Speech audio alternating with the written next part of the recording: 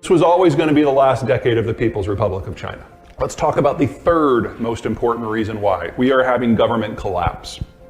Chairman Xi has instituted a cult of personality far tighter than any world leader in history, including Mao, including the Chinese emperors of old, including Donald Trump. Okay, that was funny too. He has intimidated into silence or imprisoned or executed everyone within not just the CCP, but the broader system who is capable of independent thought. He no longer has advisors. No one wants to bring him information because they don't know how he's going to react. He has literally shot the messenger so many times that he is making decisions in the dark. Now, this has horrible implications for any economic system, but in a one-man show, it means nothing gets done unless the leader gives you a written order, or you're one of the zealots who sees him on TV and is like, oh, this must be what he meant.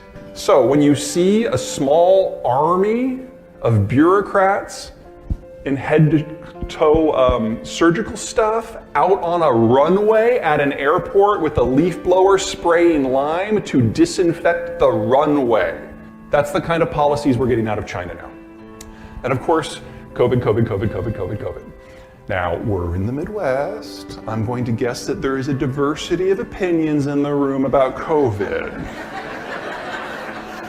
Some of us would probably side with vaccines, where others of us think that natural immunity is the way to go. And I think in the privacy of our own homes, when the door is closed and no one's listening, we do think to ourselves, maybe the other side has a point. Okay? Is that safe? China doesn't have these options, and it's not because of government. China was very successful for 2 years at keeping COVID out. No one has natural immunity. And the Chinese domestically generated vaccine doesn't work. It barely worked against the wild strain out of Wuhan, but then we had Alpha and Delta and Omicron B and Omicron Threat Confucius 7 or wherever we are. It doesn't work at all versus the new stuff. And Omicron B, the one that is dominant in China and dominant here today, it's the most communicable virus pathogen that humans have ever struggled with.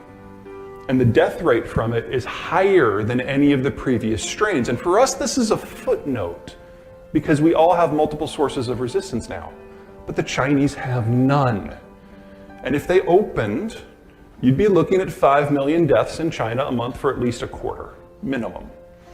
So they can't. Lockdowns are their only policy tool. Shanghai went into lockdown on April 1. They came out on June 1. They nearly went into lockdown again last week. It's a little touch and go right now. We're all familiar with Vegas, right? What happens in Vegas totally leaves Vegas if it's a venereal disease. Yeah. China right now is struggling with an outbreak in Macau, which is their Vegas. So you should be expecting major metropolitan lockdowns across the country within a month. This is China's new normal. They can no longer participate in manufacturing supply chains because they can't keep the factories open. They are prioritizing health. That comes at a cost. Now, they're going to be losing access to Russian crude because of the war. They're losing access to manufacturing and employment because of their health policy. And we're having government failure as a managerial issue. All that really leaves is food security. Now, we all know that they love their pork. And we all remember African swine fever from 3 years ago when they had to cull more hogs than the rest of the world has hogs commercially.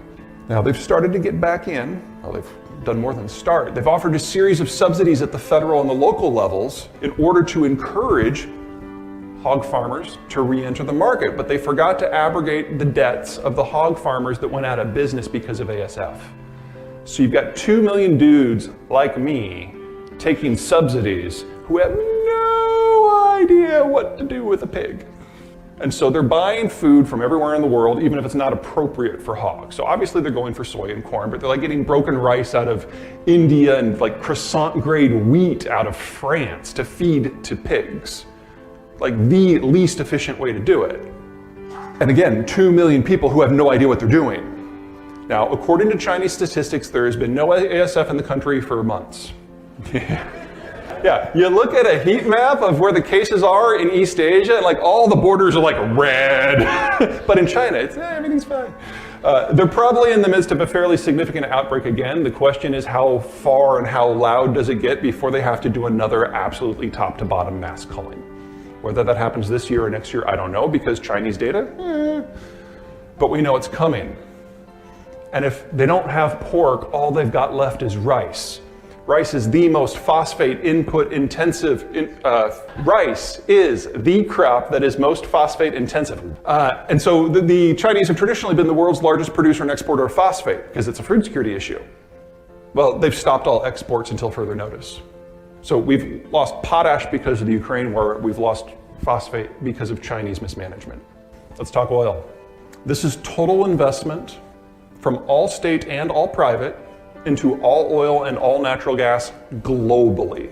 And back in 2014, a narrative took hold in the financial centers of the world that fossil fuels were done. By 2030, we're going to be off of them. And since it takes 3 to 8 years to bring a field online, and another 5 to 15 years to break even, why in the world would you put your hard-earned money into a fossil fuel project when you will never get it back? Now, there's a lot of things about that line of reasoning that are wrong in my opinion, but it took hold. And over the next several years, total investment into the space dropped by 2/3. So lesson number 1 from that, it takes 3 to 8 years to bring a new field online. If we triple investment today, we don't get back to 2019 prices until 2025, if we start today. Now that's what's true for the whole, the average. That doesn't necessarily hold true for each individual circumstance. This is by far my favorite graphic series. I like to call this the checkbook map, because every dot is someone who can pay their power bill. That's where the world's oil and gas comes from. This is, in one picture, a lot of the angst of the last 70 years. It's just, it isn't convenient to where we live. And getting it from A to B, that's part of the angst of the global system. Now watch North America, watch Saudi Arabia, here's where the shale is. There's 20 odd things about American shale that are fundamentally different compared to conventional energy. I think this is the most important one, at least for the moment. For us, only for us. We produce it where we live. And yeah, the Texans are gonna bitch about having to get it across state lines, but it's not like you're going to central Siberia. This is easy, this is a good problem. Also, it doesn't take 3 to 10 years to bring on a shale field. It takes 3 to 8 weeks. Now, that was back in 2019 before we had the everything in shortage economy. Now it's more like 3 to 8 months, but still, order of magnitude better, but not for anyone else. This is where the oil flows. The thicker the line, the more tankers are on that route. This is the route that matters the most. It is a convenient 6,000 to 7,000 mile sail from the Persian Gulf to the Chinese coast. Now, we've all heard those stories about the Chinese having this massive navy, over 600 ships, versus our 290. 90% of the Chinese fleet would fit in this auditorium. Not all at the same time, don't be a dumbass. One at a time. They don't have range. If no one's shooting at them so they can go slow and in a straight line to conserve fuel, they can go 1,000 miles, maybe. Most of them you're talking under 400 under a war scenario, whereas our fleet is entirely blue water. So if there is a real conflict in which the Chinese are involved, someone who does not care for them, and that is a long list these days, is going to put 2 destroyers in the Indian Ocean basin and cut the energy line, and China deindustrializes within a year.